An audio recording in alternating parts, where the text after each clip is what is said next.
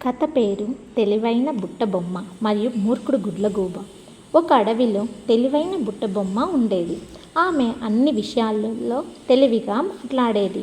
ఒకరోజు గుడ్లగూబ వచ్చి అహంకారంగా అన్నాడు, నేను రాత్రి మాత్రమే చూస్తాను, కానీ అన్ని విషయాలు తెలుసు. బుట్టబొమ్మ నవ్వి, తెలివి అంటే అహంకారం కాదు, సత్యాన్ని అర్థం చేసుకోవడం అంది. ఒకరోజు పెద్ద వర్షం వచ్చింది. గుడ్లగూబ చెట్టుపై కూర్చున్నది. కానీ బుట్టబొమ్మ ముందే కోయలలో ఒక చిన్న గుడిసె తయారు చేసుకున్నది.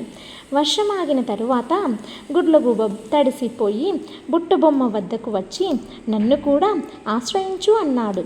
బుట్టబొమ్మ సంతోషంగా అతన్ని దాచింది. కానీ చెప్పింది, తెలివిగా ఉండాలి, ముందే సిద్ధంగా ఉండాలి. నీతి: తెలివిగా ఉండడం అంటే ముందుగానే ఆలోచించడం. అహంకారాన్ని కంటే వినయం మంచిది. Thank you.